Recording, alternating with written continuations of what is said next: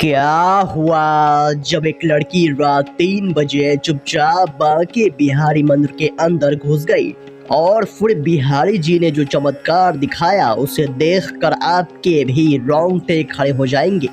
आखिर वह लड़की रात 3 बजे बांके बिहारी मंदिर क्यों गई? जानने के लिए इस वीडियो को बिल्कुल अंत तक देखेगा। वीडियो शुरू करने से पहले अगर आप एक सच्चे सनातनी हैं और भगवान श्री कृष्ण के सच्चे भक्त हैं तो कमेंट बॉक्स में जय श्री बांके बिहारी लाल श्री कुंज बिहारी श्री हरदास जरूर लिखेगा। साथ ही अगर आप हमारे चैनल भक्ति इनसाइड पर नए हैं तो चैनल को सब्सक्राइब कर लीजिए और बेल आइकन क्लिक कर लीजिए। दोस्तों, आज की इस घटना में एक ऐसी कहानी के बारे में हम आपको बताने जा रहे हैं जो आपको भी बांके बिहारी जी के चमत्कार को मानने पर विवश कर देगी। इस घटना की शुरुआत होती है आगरा शहर से, जहां रवि और अंजलि नाम के दो पति पत्नी अपनी 9 साल की बच्ची अनन्या के साथ रहा करते थे। जैसा कि आप सभी जानते होंगे कि मथुरा वृंदावन समेत पूरे ब्रज धाम में होली की धूम मची हुई है और सभी लोग मथुरा वृंदावन बहुत ज़्यादा जा रहे हैं।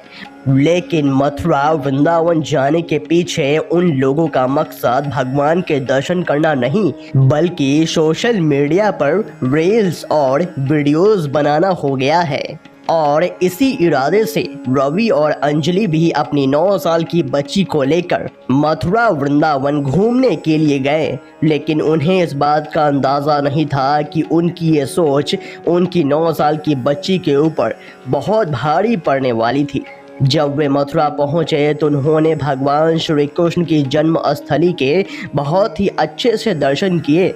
लेकिन जब वे वृंदावन पहुंचे तो बांके बिहारी मंदिर में इतनी ज़्यादा भीड़ थी कि वे चाह कर भी आगे नहीं बढ़ पाए। उन्होंने लौटना ही सही समझा और भीड़ के डर के कारण उन्होंने उस समय बांके बिहारी जी के दर्शन नहीं किए। जिसके बाद वे पूरे वृंदावन में इधर उधर घूमने लगे। उनके मन में भगवान के दर्शन न होने का थोड़ा भी गम नहीं था, क्योंकि वे तो मथुरा वृंदावन केवल घूमने के इरादे से आए थे।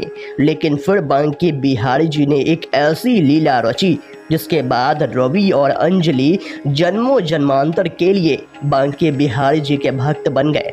उस समय भीड़ का एक ऐसा प्रवाह आया कि उनकी 9 साल की बच्ची उनके हाथों से गुम हो गई। वे इधर उधर अनन्या को ढूंढ रहे थे लेकिन उस बच्ची का कोई पता नहीं चल पाया। अंजलि बहुत ज़्यादा परेशान हो चुकी थी। बच्ची को हर जगह ढूंढ ढूंढ कर उसके पसीने छूट गए थे। वो फूट फूट कर रोने लगी। अपनी बच्ची को ना पाकर रवि का हाल भी बेहाल हो चुका था। वे चारों ओर अपनी बच्ची को ढूंढ रहे थे पर अनन्या कहीं भी नहीं मिली। अब ढूंढते ढूंढते शाम के 7 बज चुके थे। तभी एक पान वाले ने उन्हें बताया कि उनकी लड़की को उसने निधिवन के आसपास देखा है। दोस्तों, निधिवन के बारे में तो आप जानते ही होंगे कि ऐसी मान्यता है कि निधिवन में आज भी अर्धरात्रि के बाद भगवान श्री कृष्ण और राधा रानी रास रचाते हैं और शाम की आरती के बाद निधिवन के अंदर कोई भी नहीं रुक सकता। लेकिन रवि को जो जानकारी मिली थी उस आधार पर वो निधिवन के आसपास अपनी बेटी को ढूंढने लगा। 6 बजे निधिवन के दरवाजे बंद हो चुके थे। उसे ऐसा लगा कि कहीं अनन्या निधिवन के अंदर ही तो नहीं रह गई। उसने अंजलि को एक धर्मशाला में रुकवाया और किसी तरह दीवार कूदकर वह निधिवन के अंदर चला गया। उसे इस बात का अंदाज़ा नहीं था कि उसने कितना बड़ा खतरा मोल ले लिया है। रात्रि के समय वह निधिवन के अंदर इधर उधर अपनी बेटी को ढूंढता जा रहा था लेकिन अनन्या का कहीं भी कोई भी पता नहीं चला। जिसके बाद थक हार कर वो निधिवन के अंदर ही सो गया। लेकिन जब रात्रि 2 बजे उसने जो दृश्य देखा उसे देखकर उसके होश उड़ गए। अचानक से रवि की कानों में घुंघरू की तेज आवाजें आने लगी। जब उसने एक वृक्ष के पीछे छुप कर देखा तो भगवान श्री कृष्ण गोपियों के साथ रास लीला रचा रहे थे। लेकिन ये नज़ारा देखना किसी भी सामान्य मनुष्य के बस की बात नहीं है। उसके हाथ पांव कांपने लगे और वो वहीं पर बेहोश होकर गिर गया। जब अगले दिन उसे होश आया तो वह सोचने समझने की स्थिति में नहीं था। कुछ देर बाद उसकी याददाश्त पुनः वापस लौटी तो वह जोर जोर से अपनी बेटी और पत्नी का नाम लेने लगा। तो वह कुछ लोगों का सहारा लेकर वो उसी धर्मशाला में पहुंचा जहां उसने अपनी पत्नी को रुकवाया था, लेकिन वहां का नज़ारा बहुत ही ज़्यादा चौंकाने वाला था, क्योंकि वहां तो उसकी पत्नी अंजलि अपनी बेटी अनन्या के साथ खेल रही थी।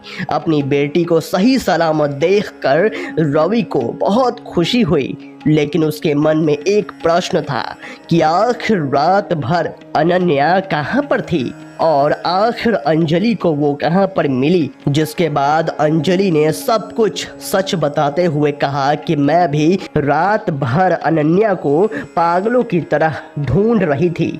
तभी रात्रि के 4 बजे एक युवक मेरे पास आया और मुझे सांत्वना देते हुए कहने लगा कि तुम बिल्कुल भी चिंता मत करो, तुम्हारी बेटी सही सलामत है और आज रात्रि 3 बजे वो बांके बिहारी मंदिर के अंदर आ गई है, लेकिन तुम्हें सुबह तक इंतजार करना होगा। जैसे ही कल सुबह कपाट खोलेंगे तुम्हें तुम्हारी बेटी सही सलामत मिल जाएगी।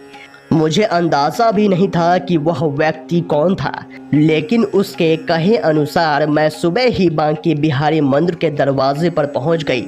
उस समय प्रातःकाल के दर्शन करने हेतु भक्तों की भारी भीड़ जमा थी। तकरीबन 2.5 घंटे के इंतजार के पश्चात मुझे भगवान के दर्शन हुए और मेरी बेटी ने उसी वक्त मेरा हाथ पकड़ लिया। इस पूरी घटना को देखने और जानने के पश्चात रवि और अंजलि को अपनी गलती का एहसास हो गया। वे समझ चुके थे कि इंसान बहुत ही ज़्यादा मतलबी हो चुका है।